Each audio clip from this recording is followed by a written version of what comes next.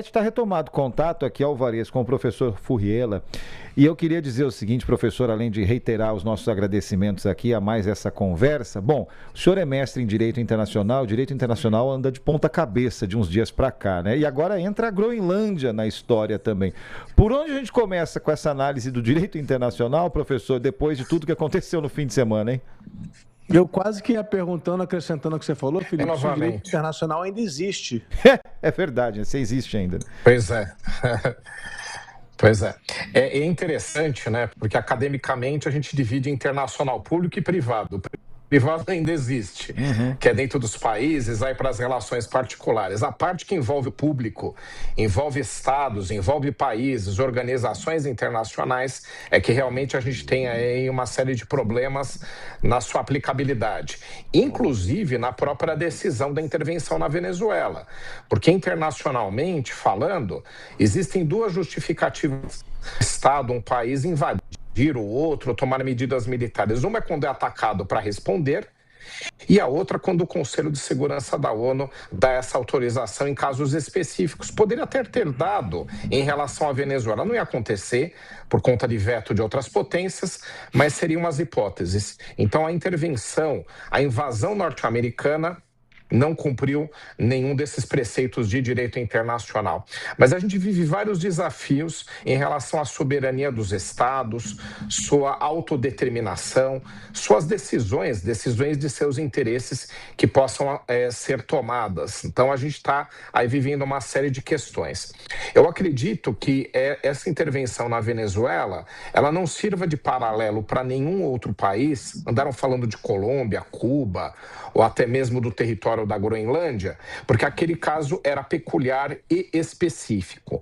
Mas o ponto que nos traz de alerta, aí eu acho que serve para o mundo todo, inclusive para esses territórios e países aqui que a gente mencionou, é que quando não se cumprem preceitos internacionais, ou se passa por cima deles para tomar decisões de interesse dos estados ou dos próprios países, um alerta é aberto se isso não pode acontecer em outras regiões do mundo, mesmo que os motivos sejam outros. Professor, eu ia perguntar nesse sentido, a gente vem falando bem antes, inclusive, da questão da Venezuela, da decadência da ONU. Não porque ela seja decadente, mas simplesmente porque ela é ignorada pelo resto do mundo. A gente vê, por exemplo, como Israel vem há décadas ignorando resoluções da ONU e não acontece absolutamente nada. Agora a gente está vendo também que os Estados Unidos estão fazendo o que querem e não vai acontecer nada, a ONU não tem poder para nada.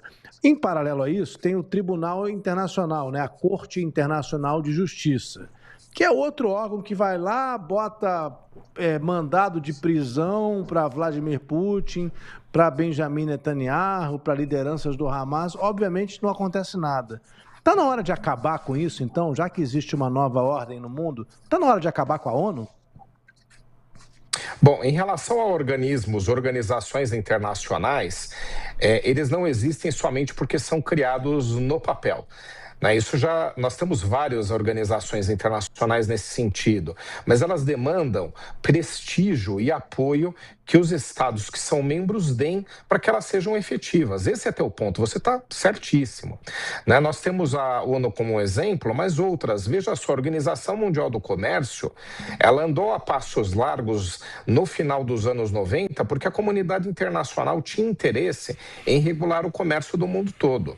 Em certo momento, a Organização Mundial do Comércio, ela chegou a ser a principal e mais efetiva organização internacional. E agora, com os Estados Unidos descumprindo questões de comércio internacional, acordos que tem, a OMC também ficou em segundo plano. Eu estou usando a OMC para falar da ONU. A ONU é a mesma coisa, né? Então, se os Estados-membros eles não dão apoio, não dão prestígio, não articulam o seu efetivo funcionamento, fica algo simplesmente pro forma, né?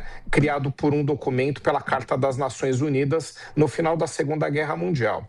E a ONU, em específico, ela passa por uma crise que é a mais importante, a mais relevante de toda a sua existência.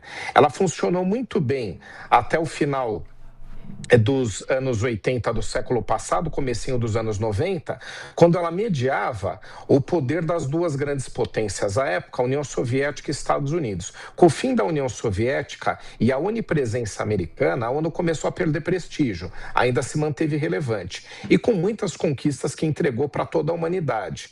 Mas depois teve um segundo momento, que aí realmente mostrou como a ONU estava desprestigiada. Foi quando os Estados Unidos, na gestão de George Bush Filho, decidiram invadir o Iraque sem autorização da ONU. Alegando que o Iraque colocava em risco a segurança internacional, a ONU não autorizou uma intervenção militar e eles invadiram do mesmo jeito. Então, ele mostrou que eles não seguiam mais os ditames da comunidade internacional. E agora ela é descartada nos conflitos que você mencionou. Ela não tem papel em tratar das questões que envolvam o Oriente Médio, nem, por exemplo, levar aqui a debate a questão dos palestinos, que é super importante. Ela não tem relevância na discussão da guerra da Ucrânia e agora também, né, em mediar ou ter uma voz nessas intervenções americanas mundo afora. Então, ela está desprestigiada pelos seus próprios membros. Esta é a crise da ONU.